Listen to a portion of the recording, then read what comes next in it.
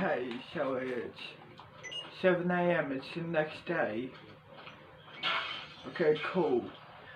Someone got rid of the body. Okay, good. Hell yeah. Okay, may as well get my car and park it somewhere near the house because this place is mine now. I can do whatever I want, what the fuck I want. Hell yeah. I cannot believe this place is mine. Come on. Here we are. Let's park it.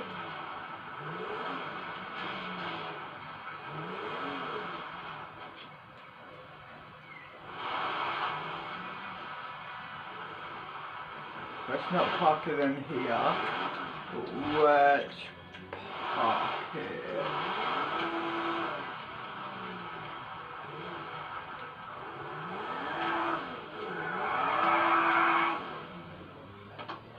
here.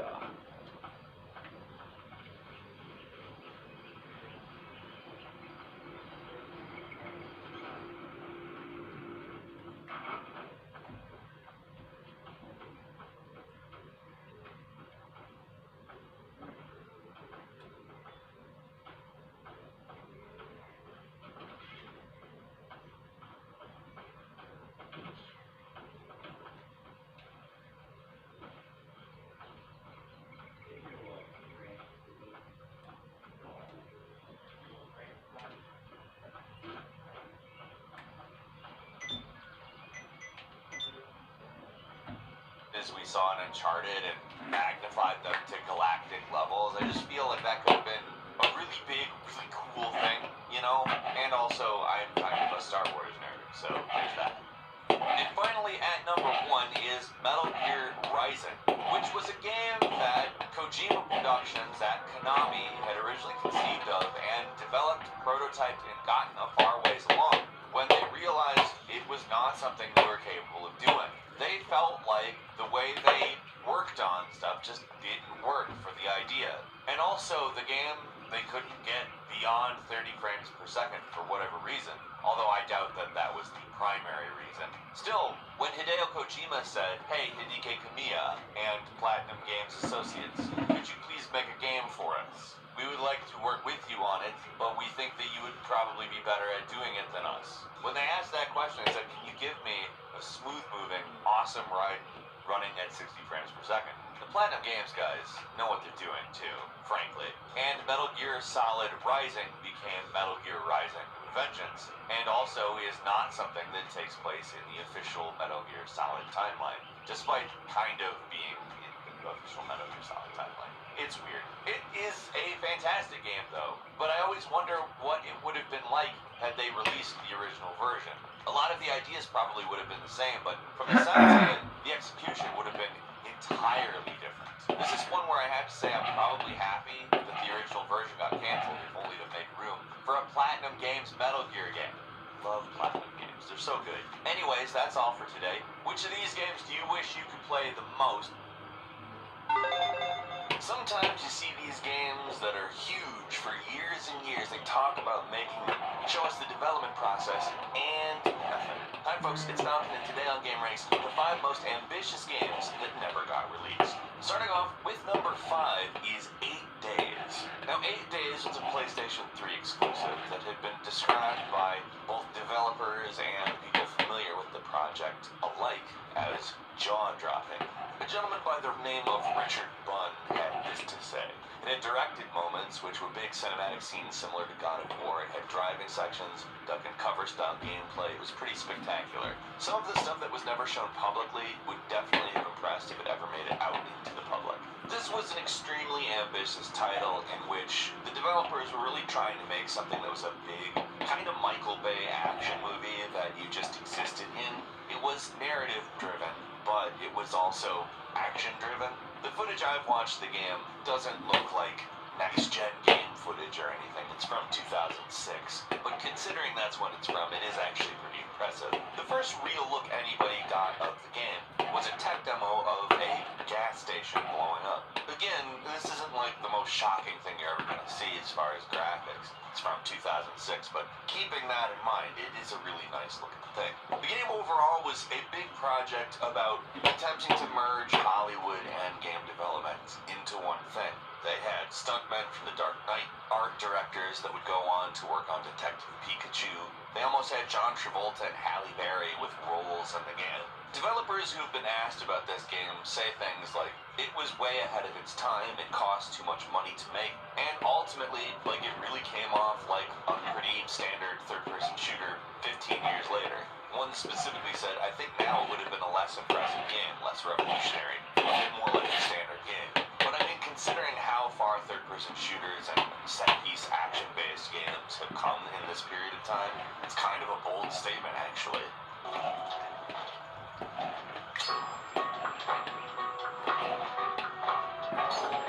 And number 4 is Prince of Persia Redemption. Earlier in the year, some footage came up of a game that just actually looked tremendously fun. It was titled Prince of Persia Redemption, and it was a game that at one point was actually in development. The video that released was actually a pitch, a computer-generated, pre-rendered sequence that was intended to look as much like a real game as is possible. This is actually something that Ubisoft has done for other games as well, like Assassin's Creed 3. Although they don't release these videos to the public, they're intended to function internally as a means to tell everybody what they're trying to do, basically, or in a lot of cases, pitch the game to higher-ups. One of the developers that was involved with it said, unfortunately, one of the main reasons why it was not followed through on, it was canceled, is because the original creator of Prince of Persia, Jordan Menchert, still holds the license rights, so they make less money off of those games than internal IP.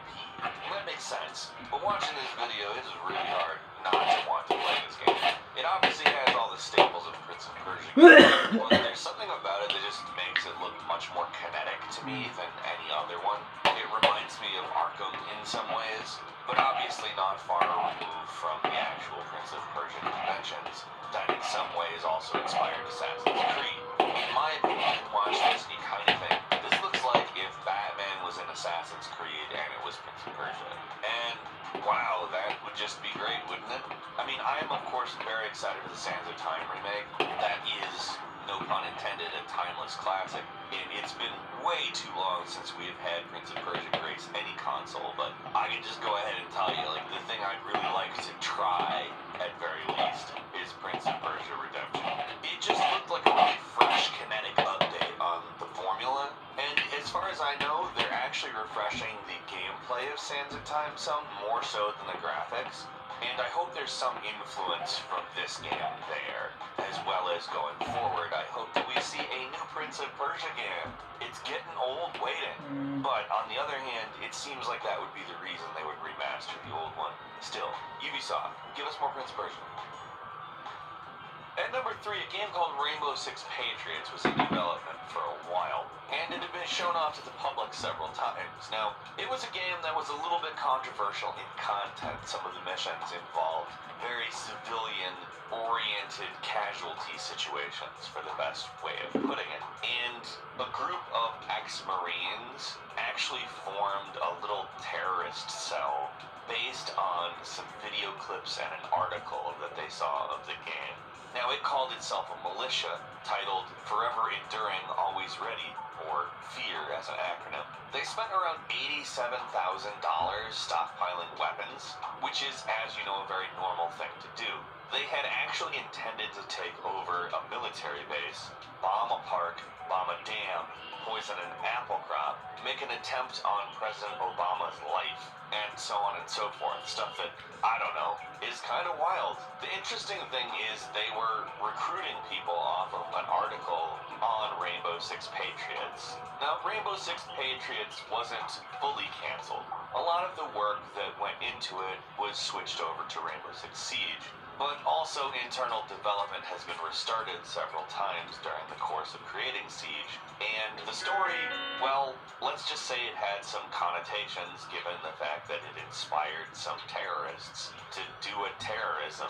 Switching the game over to a multiplayer shooter allowed them to get out of those narrative situations and obviously refocus on attempting to create a team-based multiplayer situation that has ultimately turned out to be a huge success. So business-wise, possibly a better decision anyways. And also you have to wonder if that type of thing creates guilt in people who are working on the game. Like, did I help inspire that?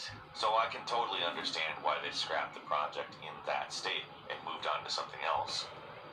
And number 2 was Dead Island 2, which was a game that built on the concept of Dead Island, of course, but took us from a fictional island called Noi into California, where it would take place in real-life cities that people would be familiar with.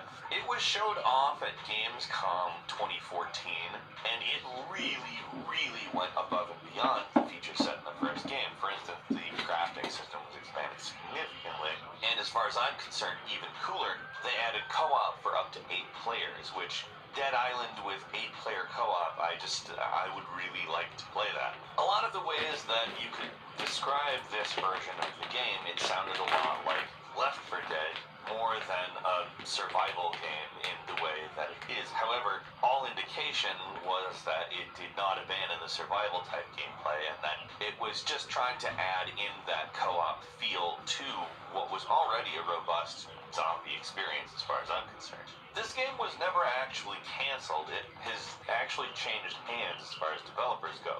Deep Silver had Jaeger Entertainment working on it until 2016, when it moved over to Sumo Digital, where it was developed for 3 years and then moved over to Dam Buster Studios last year in 2019.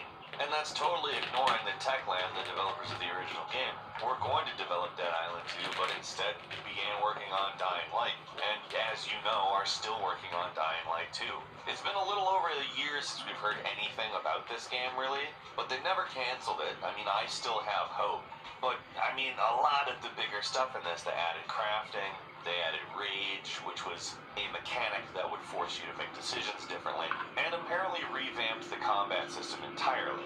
I'd be pretty interested in seeing exactly what they meant by that. Would it lean into the Left 4 Dead area? I don't know, we haven't had a Left 4 Dead in forever, so would that be the worst thing? And finally, at number 1, I don't think you could do this list without mentioning this game. Star Wars Battlefront 3, the original one, the one developed by Free Radical, by the people who had been developing the Battlefront games at the time. I mean, they were really pulling out all the stops on this game. As far as dogfight footage over Coruscant, we've never had anything that even really compares to what we've seen just in some of the leaked footage of this game. Still, now, in this time period, nothing has been on this scale. I mean, I'm still incredibly impressed by what this game looked like it was trying to do. It went above and beyond what I think anyone expected it to be. I mean, you were going from dogfights in the air in Coruscant right up into space above Coruscant, and it was incredibly detailed, huge environments, lots of cool building, ships, effects, and just to be totally frank, as much as I actually do like the new Battlefront games, some of the stuff they've done is actually incredible, and I...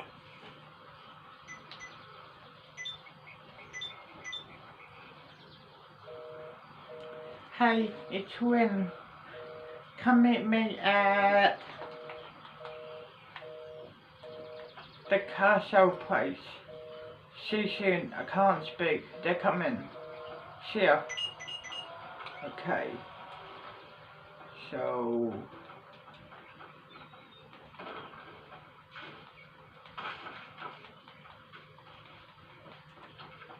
let's head out.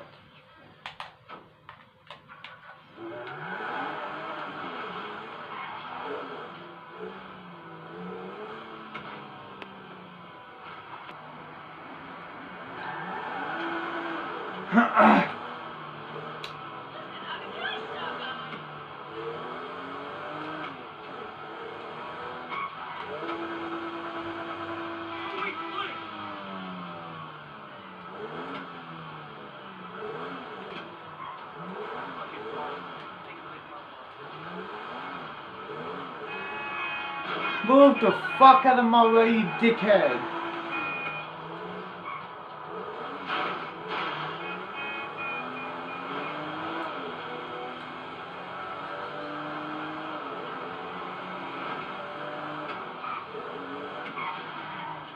There it is, the car arena.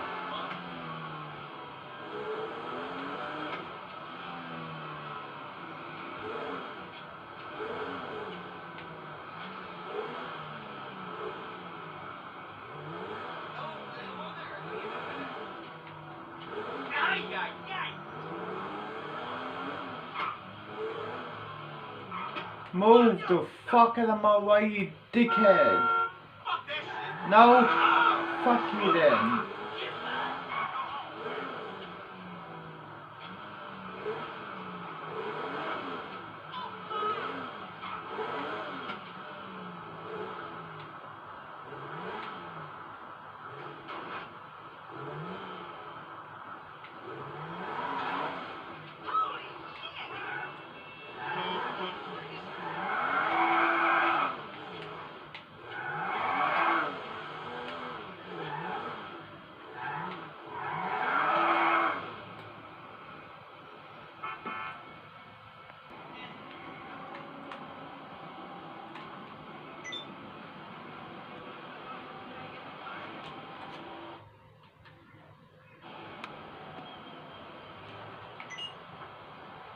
Okay, so it's not time. I guess let's wait here until she arrives. Let's wait. Yeah, here. Until she arrives, I guess.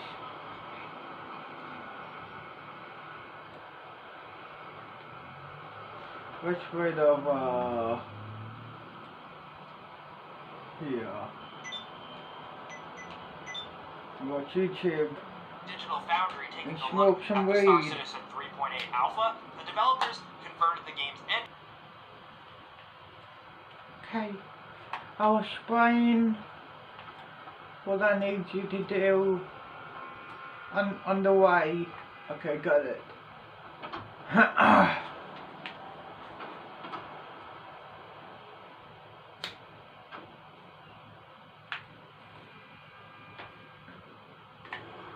Now, there's these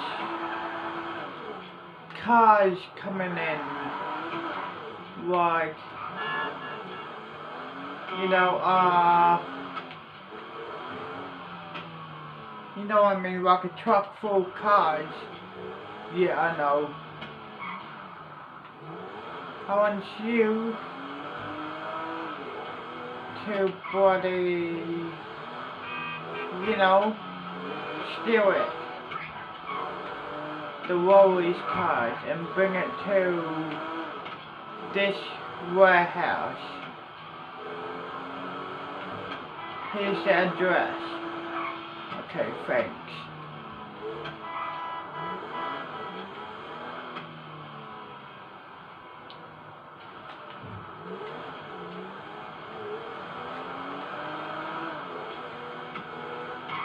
Just drop me down here.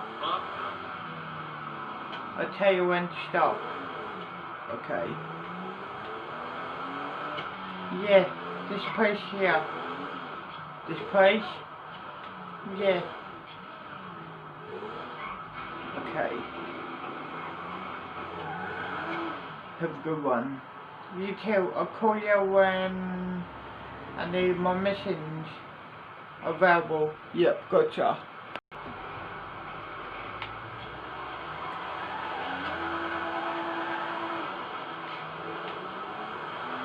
Let's head to the place. Fucking move out of my way, stupid cunt. Let's rob a joint and then head to the place.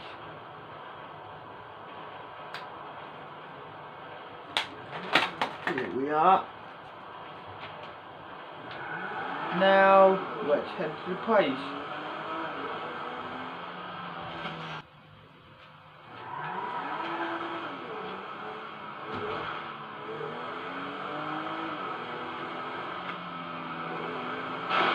Move the fuck out of my way, you dickhead.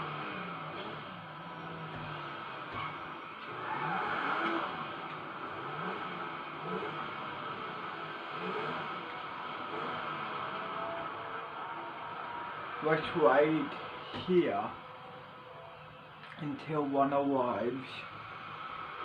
Like, you know, this is where the address is. So I guess let's wait until, you know, one arrives, I guess.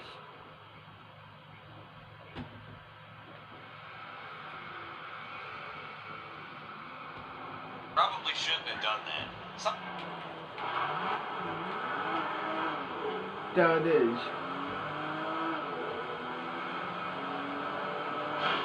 Go, go, get it, get it, get it, get it, get it.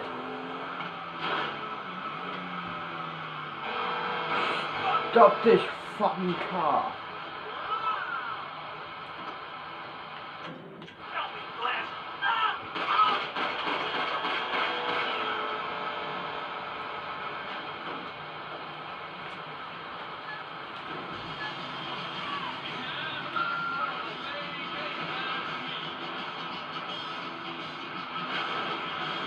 Oh,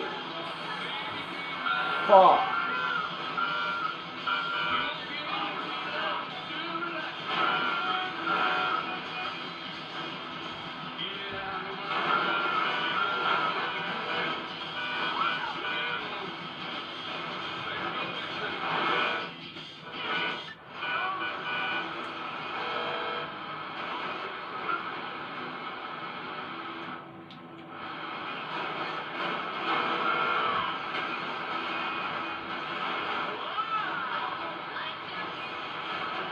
Let's just say this one wasn't it, because that one is fucked. So this one would do.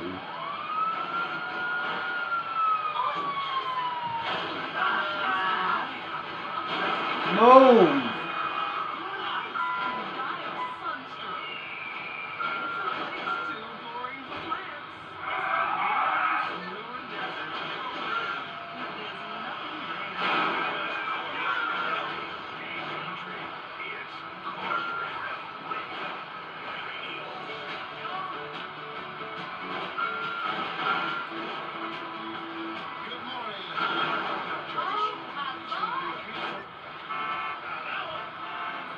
Let's go up here.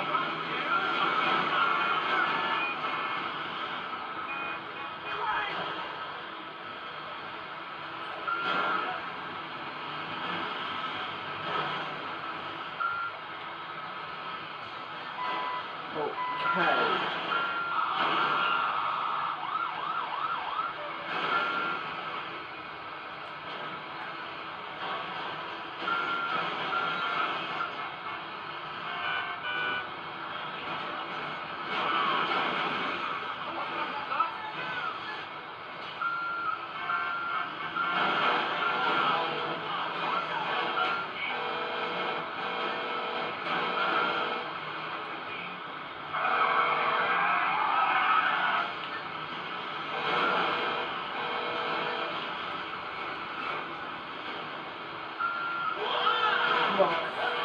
Fuck!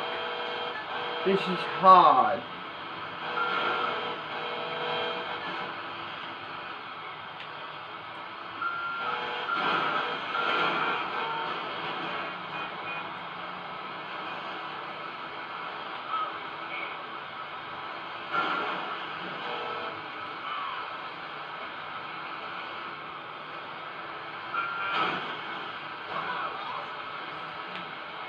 Okay, let's go around.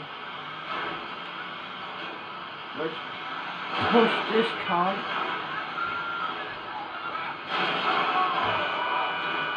out of the way.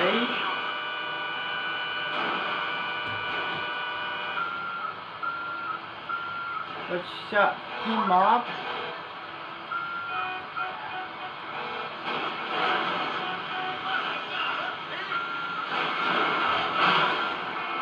move, you stupid people of Stillwater. Let's try this way.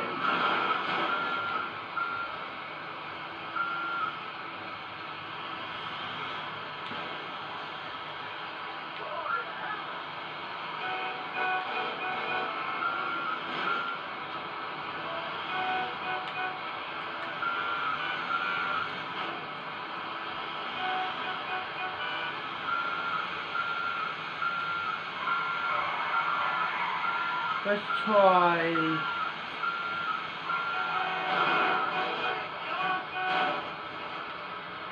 I nearly got it.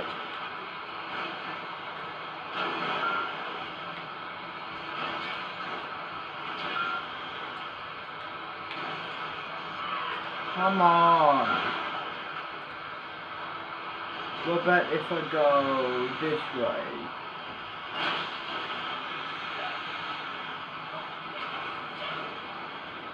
Fuck him! You know what?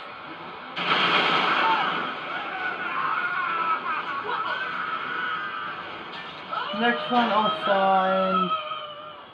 Does this have cars? No, it doesn't. So give me a second then.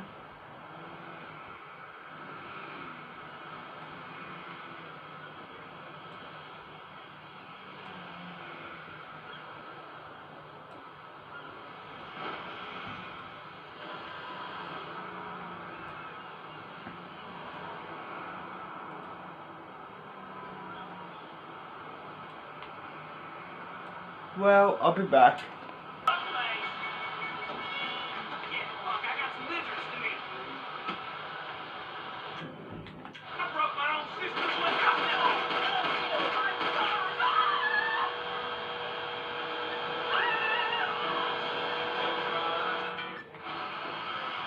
Let's do this.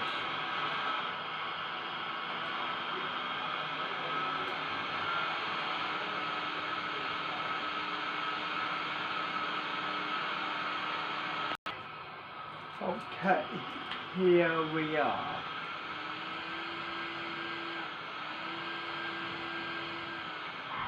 The reason why I chose this truck because every single time when I did this, like, you know, I'm in free cam, the cars will fall out and yeah, let's pretend this is, you know. Okay, so it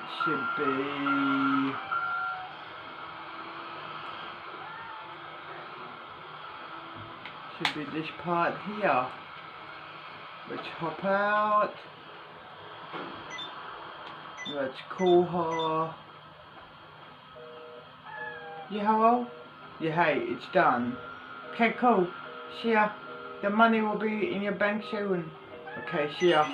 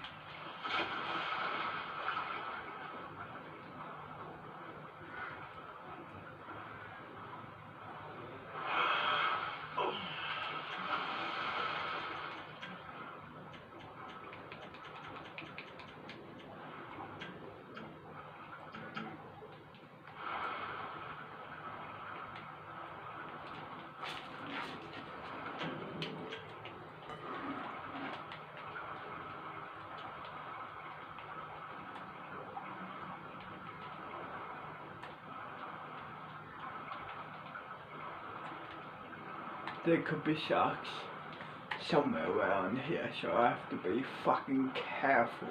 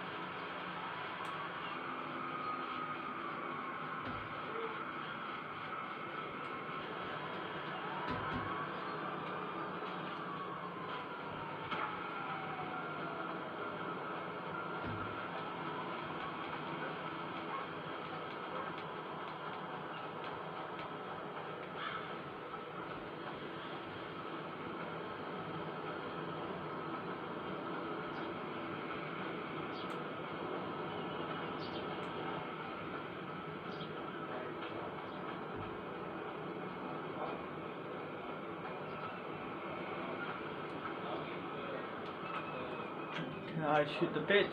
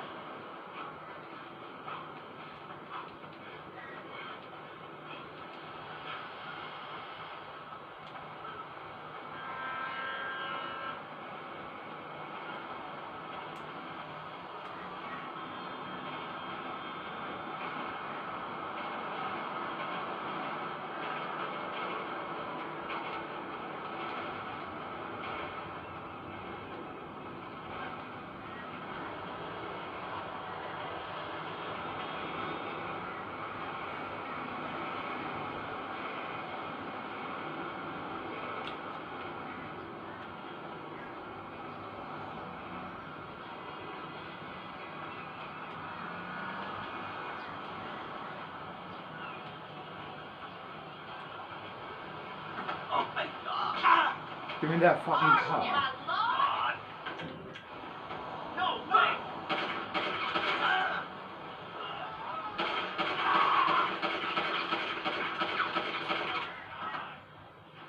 Oh, goodness!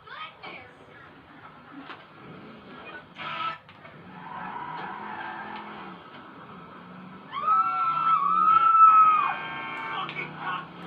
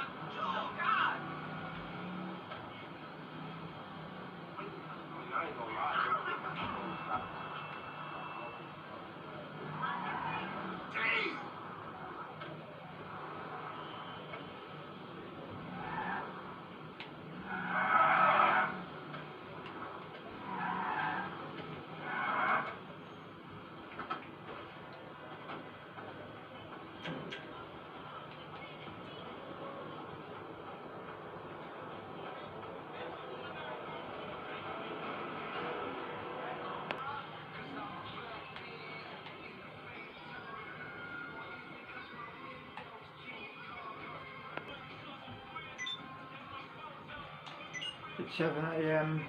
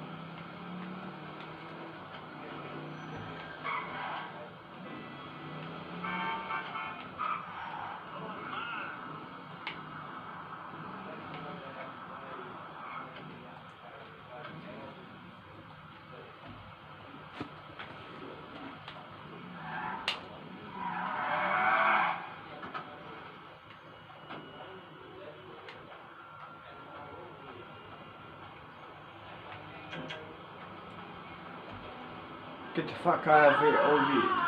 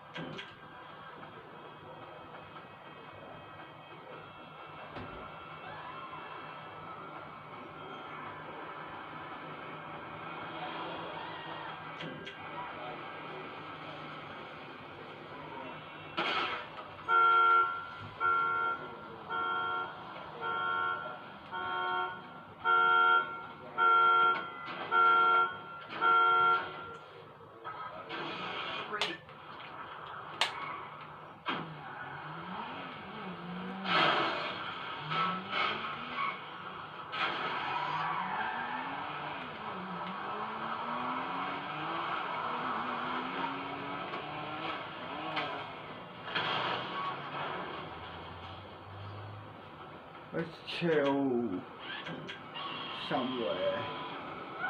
Yeah, let's chill here. Let's smoke some weed.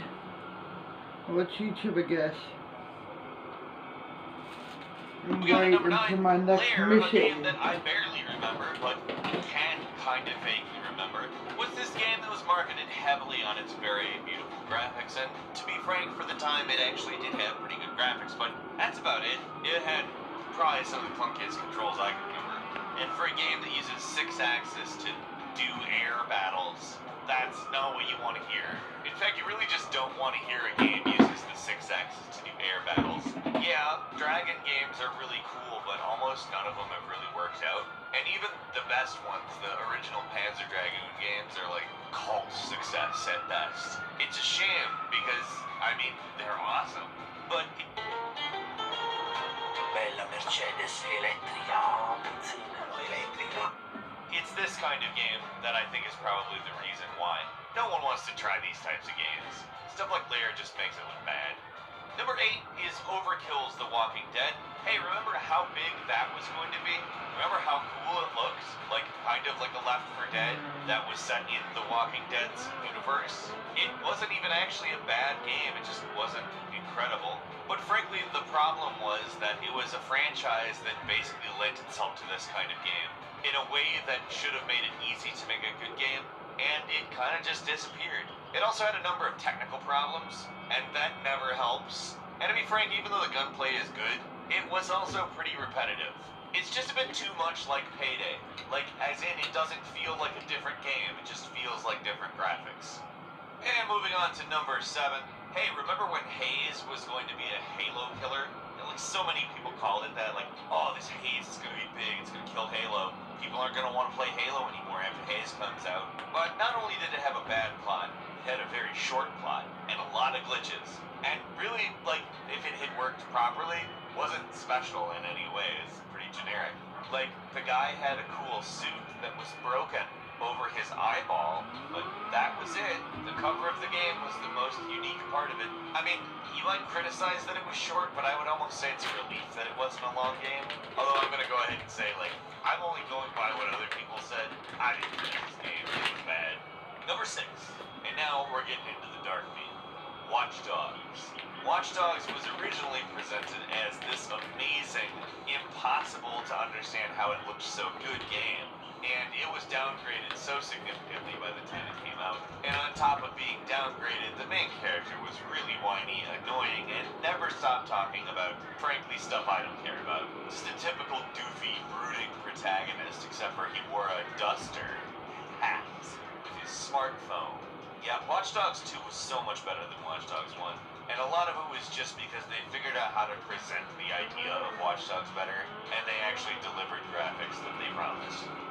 Number 5 is Mighty Number 9, and wow, I remember when they announced this game on Kickstarter, I was like, I'm so there, I am ready to play more Mega Man. Capcom has not handled Mega Man well, and you guys, you original team members, you absolutely positively could, couldn't you? Here, have my money.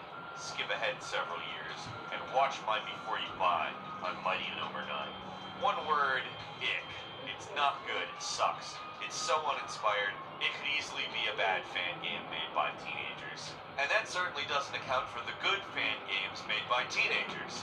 Mighty Number 9 does so little of what it originally looked like it was going to do, and you could call it a downgrade, but I don't even know if they ever actually intended to make the game look like they originally showed us. And it's slow and clunky and bad, and the new Mega Man game is so much better than Mighty Number 9, it just destroys it. Number 4, Fallout 76. Now, here's a game that managed to get overhyped despite the fact everyone knew it was going to be bad. The minute they announced this game,